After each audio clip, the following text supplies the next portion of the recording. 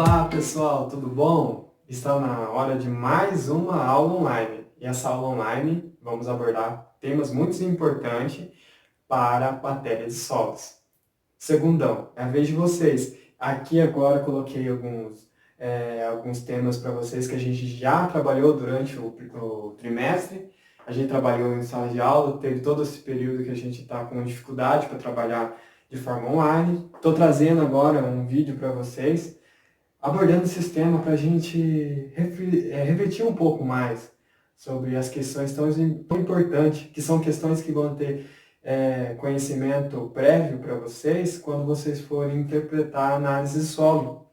São questões que vocês têm que estar coerente às suas decisões, suas tomadas de decisões no momento de fazer um cálculo, no momento de avaliar as suas cultivares que precisam ou não precisam de certo elemento ou de certo nutriente. Tá? Existem leis da fertilidade do solo que são muito importantes, que são vinculadas explicitamente no poder de disponibilidade do nosso nutriente no solo.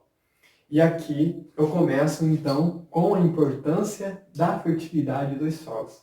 Vocês têm em mente por que é importante um solo fértil? Por que um solo ele é importante ter certos nutrientes e certos elementos? A importância está vinculada diretamente com a necessidade da planta. A fertilidade é o que vai dar jus à nossa produtividade, o que vai dar jus ao desenvolvimento da planta. Se a gente tiver um solo com saturação de alumínio, por exemplo, a toxidez das plantas vai ser inevitável. Então a gente tem que neutralizar os níveis de nutrientes que estão tóxicos para a nossa planta. Um solo fértil não quer dizer que a concentração de nitrogênio alta me diz que esse solo é fértil. A saturação de potássio, mas sim que essas quantidades de nutrientes estejam equilibradas. É o que implica a lei de Lembigui, que todos os nutrientes são importantes para a planta. Então, o crescimento vai ser limitado na ausência de um nutriente faltoso ou de um deficitário. Se aparecer uma deficiência na planta, isso diz justo que está faltando um nutriente e por isso o desenvolvimento está sendo limitado. Então o crescimento dela vai ser limitado nesse contexto. E aqui a importância de fertilidade está envolvida também com esses elementos essenciais. Os elementos essenciais que a gente precisa para fazer todo esse desenvolvimento da planta. Eu posso dizer um alimento essencial como o Bradyrhizobio na soja. É uma bactéria que accepta o nitrogênio e traz disponível para a planta. E eu considero como um elemento essencial. E traz também a fertilidade dos solos, a gente economizando um pouco mais de aplicação desse fertilizante de nitrogênio em algumas doses. E os elementos essenciais e nutrientes minerais. Quais são os nutrientes minerais para o nosso solo? Quais são os nutrientes essenciais?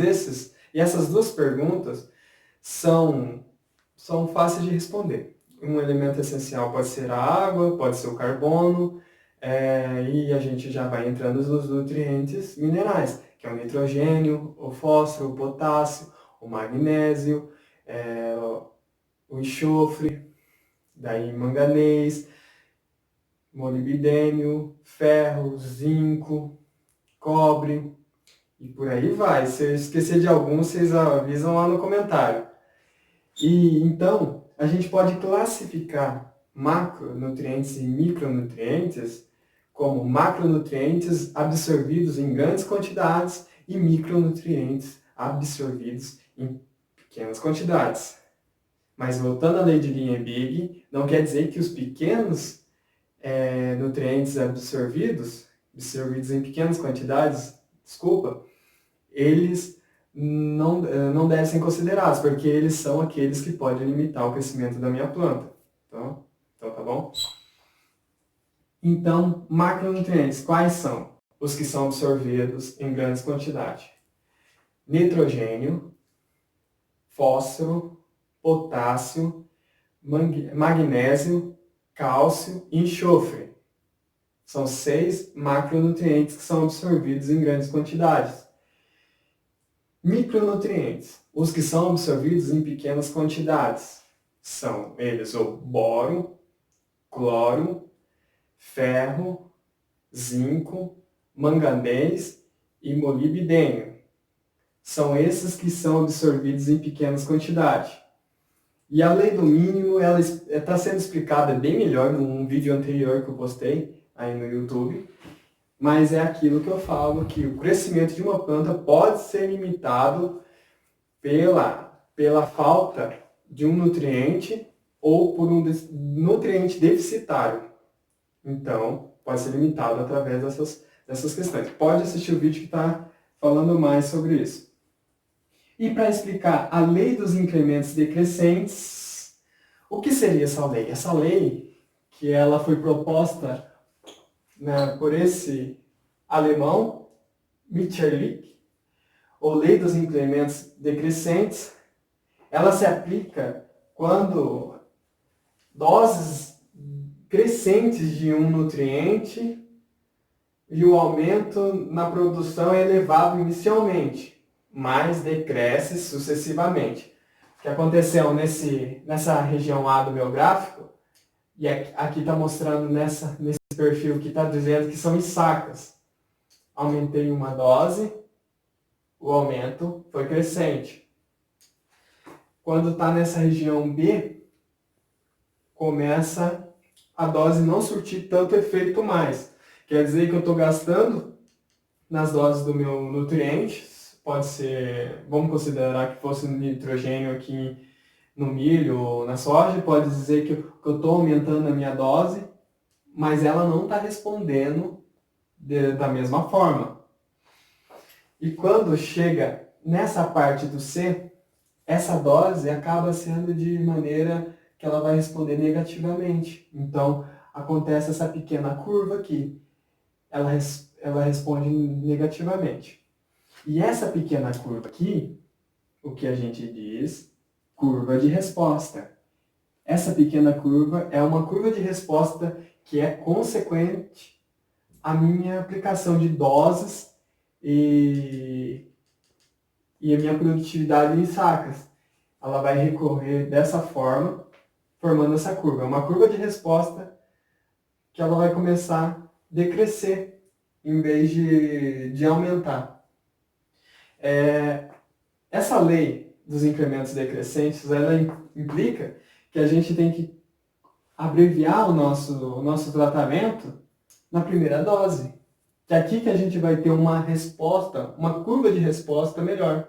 Que aqui a gente vai ter uma probabilidade de resposta maior. Aqui, analisando agora um conceito de acidez. O que é o conceito de acidez para nós no solo? O conceito de acidez é o que inviabiliza em algumas condições a disponibilidade de alguns nutrientes. E ela é promovida através do quê? De íons de H, íons de hidrogênio. Os íons de hidrogênio saturados no solo, ele aumenta a acidez do solo e isso prejudica o desenvolvimento da planta. Hoje nós podemos dizer que os íons de hidrogênio são poucas plantas que conseguem tolerar essa saturação. Nutrientes tóxicos para uma planta, como H+, e alumínio, só vamos ver que plantas como samambaia conseguem sobreviver num lugar como esse. E prejudica a nossa fertilidade do solo, que é um indicador básico para dizer se nosso solo é fértil ou não. O potencial hidrogeniônico, que é o pH, ele tem uma faixa de 0 a 14, onde de 0 a 6,9 é um pH ácido, onde 7 é um pH neutro ou ideal e 7,1 a 14 é um pH alcalino. O pH agronômico é de 5,5 a 6,5. O que dizer esse pH agronômico? É o pH onde a maior parte dos nutrientes encontra-se em grande disponibilidade para a planta. A origem da acidez no solo. A origem da acidez do solo acontece quando uma planta ela capta um nutriente através dos pelos absorventes. Essa aceptação do nutriente faz com que ela, em uma moeda de troca que a gente fala, acaba deixando um H+ no solo. Então, ela, no fluxo de massa, ela tira um potássio ou um outro nutriente de forma de difusão ou fluxo de massa, ela vai deixar uma moeda de troca no solo chamada H+. Esse H+, que é o nosso vilão aqui, que começa a deixar o solo ácido, com um pH ácido para o nosso solo. Então aqui a gente conseguiu abordar alguns assuntos referentes à fertilidade do solo, e tem a lei do máximo também. A lei do máximo é até a nossa terceira lei. A gente já falou de lei do mínimo, já falou da lei dos incrementos decrescentes, e vem a lei do máximo. A lei do máximo é o excesso de um nutriente no solo que reduz a eficácia de outros. Olha só, ele reduz a eficácia de outros. O que acontece? Você começa a aplicar muito nitrogênio, que ao momento ele vai chegar em uma dose que ele acaba sendo tóxico para a planta. Essa saturação de nitrogênio vai fazer com que ela não acabe não absorvendo outros nutrientes. Essa absorção ela se torna inviabilizada por uma quantidade de alimento que a gente colocou inadequadamente. Então essa lei do máximo implica isso. E possivelmente a gente vai ter uma curva de resposta parecida com essa aqui também, que ela vai decrescer mais que essa, porque ela vai começar a fazer nós perder produtividade por causa de uma aplicação inadequada. Tá? Então, falando disso, vamos finalizar esse contexto de fertilidade. Pessoal, fundamentos da análise do solo. Os fundamentos da análise do solo são muito importantes para nós, na nossa profissão, porque é ali que você vai levantar o maior dados, os maiores níveis de informações sobre a propriedade. Você vai começar a entrar num contexto de histórico de produção e o histórico da propriedade. Daí, esses dados você vai concentrar na sua análise de solo para você fazer todo o seu controle, monitoramento de níveis de fertilidade, o seu manejo de fundo, propriamente dito, que é o manejo do solo. E aqui a gente tem como maior segmento de uma análise de solo a amostragem. Você tem que fazer uma amostragem adequada. Você tem que levar uma amostra de solo de qualidade. Essa amostra de solo de qualidade vai te dar respostas coerentes sobre a sua real situação na propriedade. E essa real situação na propriedade vai te dar as informações corretas para você gastar mais ou gastar menos. Então, quer dizer que se você fizer uma amostragem ruim, você pode dar níveis que você vai acabar colocando mais fertilizante, na verdade não é. Então, você tem que mapear bem certinho a sua área, fazer as amostragens adequadamente. Então, a amostragem de solo é muito importante para os resultados da nossa amostra. Essa amostra vai trazer para a gente o resultado na análise de solo coerentes para a gente poder realizar nosso trabalho de campo. A nossa amostra ela vai ser parte do nosso sucesso da nossa coleta. Então, essa coleta tem que ser bem feita. E a gente deve se preocupar como deve ser feita a amostragem de solo, com certeza. Mas a gente tem tutoriais por aí mostrando o tempo todo como é feito. Até o laboratório de solos traz em mãos como deve ser feita uma amostra de solo. Eu vou pegar aqui um material que eu tenho disponibilizado para um laboratório de análise de solo e vou tentar ler aqui para vocês como que é feito. E você vai ver que é bem fácil, então não tem muito o que você questionar, tá? Aqui o laboratório de análise de solo ele disponibiliza um saquinho, tá? E disponibiliza um cartão. Esse cartão aqui, vocês podem ver que é um adesivo autocolante. Tem gente que pega aqui a amostra, enfia, enche de terra aqui e grampeia. Tá totalmente errado. Ó, utilize para lacrar o saquinho da amostra. Tá bem aqui, ó, dá pra ler, ó, bem grande. Tem gente que não consegue ler isso aqui, ó, tá? Ou não dá nem importância porque tá escrito aqui. Então, pode utilizar para lacrar esse saquinho. Como coletar uma amostra de solo? Legal. Atenção, o sucesso da análise do solo depende da maneira correta da sua coleta. Aqui temos um quadrante A, explicando de forma que a divisão das áreas de amostragem conforme a diferença do seu terreno. Você vai retirar a amostra em zigue-zague, tá? Mas acompanhando as diferenças do seu terreno. Quando você chega em um local que tem uma vegetação, você faz a limpeza superficial. Você pode, auxílio de um enxadão ou de uma enxada, você retira as impurezas que estão em cima do seu solo. Depois, você vai para a etapa que você pode fazer um buraco com a pá reta e eliminar essa terra, tá? O buraco com enxadão, eliminar toda a terra. Depois disso, você faz um corte com a lâmina de 3 a 5 centímetros, tá? Utilizar apenas a terra central. Você elimina as laterais. Você faz um corte nas laterais dessa pá. Após coletar as amostras simples, misturar manualmente. Aqui você tirou várias amostras em zigue-zague. Essas amostras em zigue-zague você definiu um número de amostras pelo tamanho do seu terreno e a partir desse número de amostras que você definiu, você vai coletar as amostras simples e misturar manualmente. Você mistura todas essas amostras. Retirar uma amostra composta do balde para enviar ao laboratório. 300 gramas. Legal, ó. Aqui você colocou 300 gramas. Lembrando que o adesivo autocolante, você pode lacrar essa embalagem. Aqui, ó. Pronto.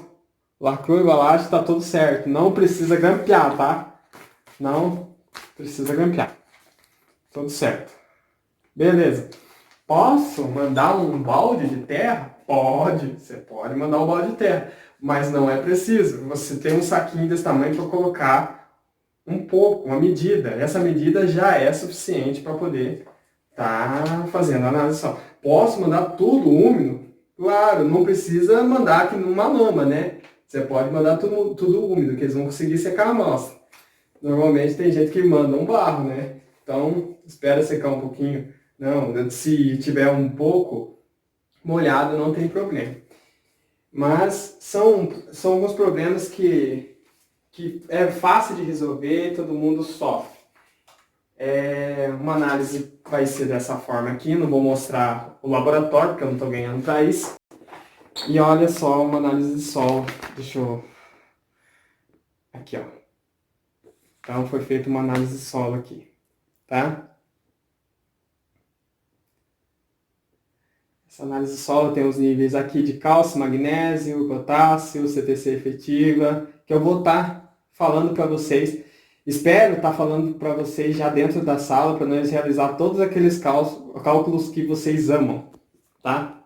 Aqui. Em matéria de equipamentos. Eu mostrei para vocês ali que é fácil você estar utilizando apenas um enxadão, utilizando uma pá e retirar toda essa amostra. Mas existe um equipamento chamado trado. Olha que legal. Esse aqui é um trado de rosca.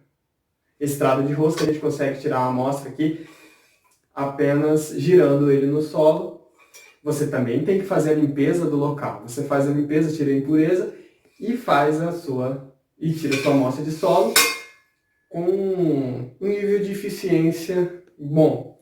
Existem trados de rosca, trados de copo, trado holandês. Do Colégio Agrícola é um trado holandês, se você já tiver a oportunidade de conhecê-lo, tá? Então é isso para esse nosso vídeo. Se inscreva no canal se você não se inscreveu. e acione o sininho para receber novas notificações de novos vídeos. Olha, espero que tenha contribuído bastante para o conhecimento de vocês e até a próxima. E aí, pessoal, peraí, esqueci de uma coisinha. Uma coisinha bastante importante. Através do app Mobile, um aplicativo que a gente pode estar utilizando. Esse aplicativo a gente pode mapear a nossa área toda e mapear a coordenada certinho da nossa amostra. Essa coordenada pode nos ajudar se caso a nossa amostra dê algum problema e a gente pode chegar e refazer a nossa amostra. E através disso você sabe de onde você tirou.